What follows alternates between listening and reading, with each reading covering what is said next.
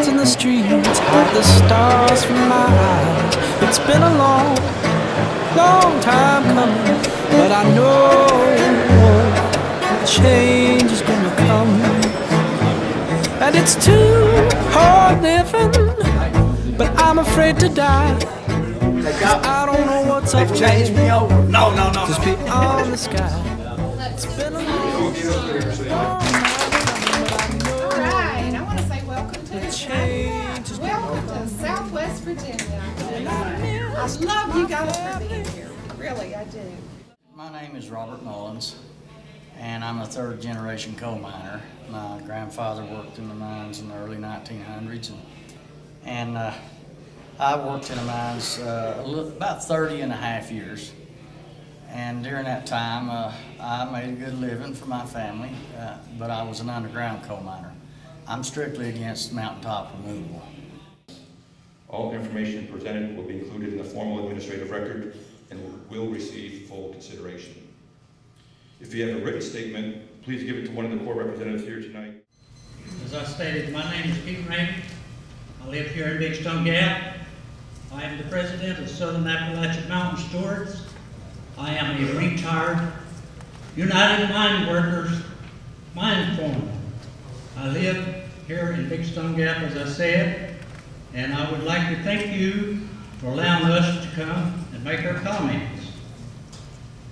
The Army Corps of Engineers, for its proposal to end the use of the one-size-fits-all NW21 permit, which allows for a streamlined approval of mountaintop removal, coal mining, which is one of the most destructive practices known to man for extracting coal.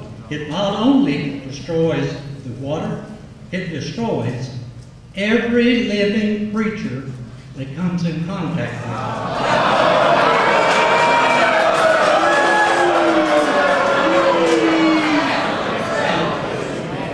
with it. I really do appreciate that, because I lived in these conditions, and the Colonel says we're not getting the bank. I lived in a coal mining camp that rocks went through my house, dust in my house, and I worked 7 years in underground coal mining, and I never tore down a mountain, and I never pushed a bulldozer over a mountain and killed a child. Thank you.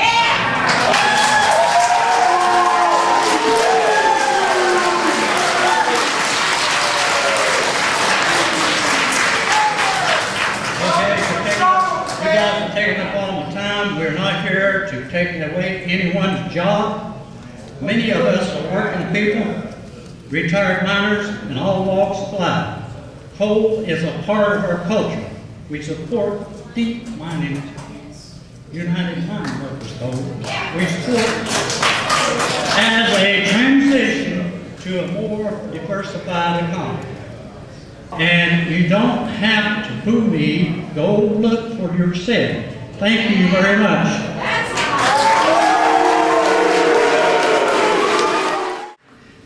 Good evening, I'm Terry Kilgore, and I'm Virginia House of Delegates representing the 1st District, and that's where you are right now in Big Stone Gap in this area. I want to say welcome and thank y'all for coming down to hear us on this important issue to us here in the mountains, but I want to be clear that I favor keeping the nationwide permit 21. And Tazewell County is just like these rural counties in southwest Virginia. It depends on coal mining jobs to fund significant portions of our county budget. But it's pretty clear for one thing about this region: we stand behind our coal industry.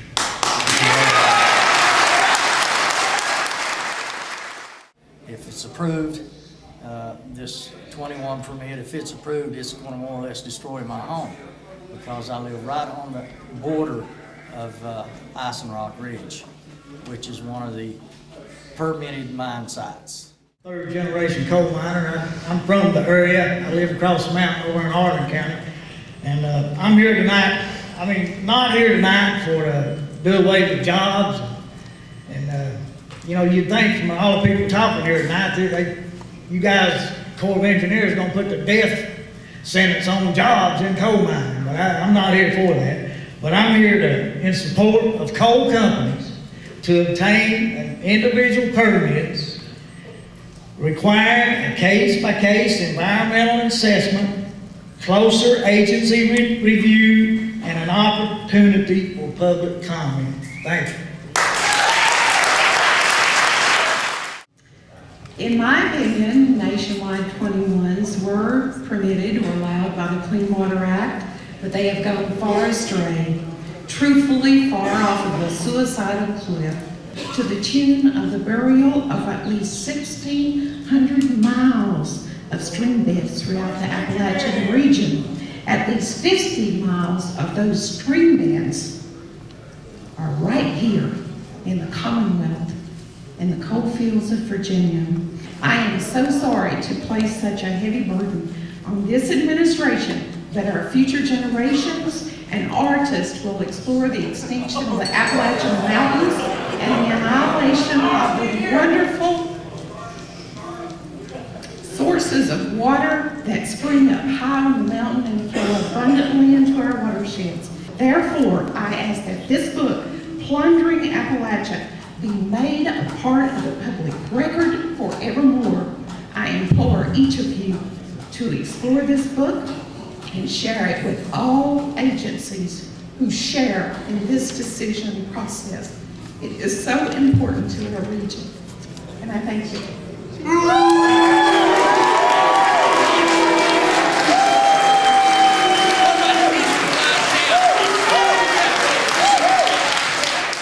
Finally, everyone is entitled to an opinion. I do have an opinion. I believe there's no such thing as human-caused global warming or Al Gore.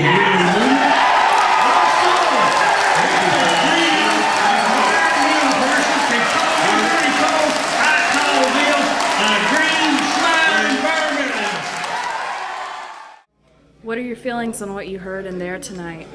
I'm hurt. I'm hurt because of these people don't realize that we're not trying to take jobs away by working this environmental thing. We're trying to save their lives. We're trying to save their children's air and their water is what we're trying to save. They don't realize that we're not trying to take their jobs.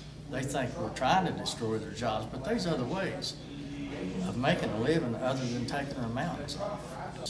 I'm not fighting coal, because I made my living in coal underground.